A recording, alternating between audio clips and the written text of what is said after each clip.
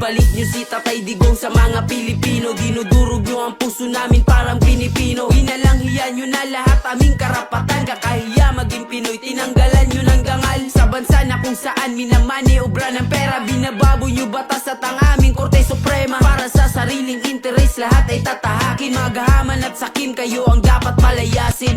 Parang winalan nyo kami ng ama, isang tunay na leader na mahal namin talaga. Hinangad niya lang sa bayan natin maipadama ang saganang pamumuhay na walang takot na dala. Binangga niya ang lahat para ang bayan ni Juan makatikim na mapayapang buhay at masimulan na tumayo at makabangon dahil sa kaululan ng mga ganid na politikong walang kabuluhan. Durugista, kriminal, rapist at magnanakaw. Tinugis niya at ang kamay na bakal ng ibabaw. Kaya maraming elitista na sa kanya ayaw dahil di siya kayang diktahan ng mga utak bangaw. Pas ngayon niyuyurakan ang pangalan niyan, dala ng mga taong nasa posisyon mapagsamantala. Mga walang utang na loob na dinadala, pagtanaw na lang sana pinalibing ang kanyang ama. Ibalik niyo si Tatay Digong sa mga Pilipino. Dinudurog niyo ang puso namin parang Pinipino. Inalanghiyan niyo na lahat aming karapatan. Kakahiya maging Pinoy, tinanggalan niyo ng dangal. Sa bansa na kung saan minamani obra ng pera. Binababoy niyo batas at ang aming Korte Suprema. Para sa sariling interes lahat ay tatahakin. Magahaman at sakim, kayo ang dapat palayasin. Halatang pamumulitika, handa nilang tahakin ang lahat at si Tatay Digong ay kanilang sirain. Pero di nyo kaya linlangin ang mga puso namin. San katutak na ayuda man ang ibigay nyo sa amin. Dun kami sa tunay na may malasakit sa bansa. Dun kami sa tinatawag nyo ngayon na matanda. Dun kami sa taong nararamdaman ang aming hirap. Dun kami sa leader na may pakialam sa mahihirap. Ngayon anong nangyari, ang Pinas ang nasisira. Di marunong humawak ng manobela, pambihira.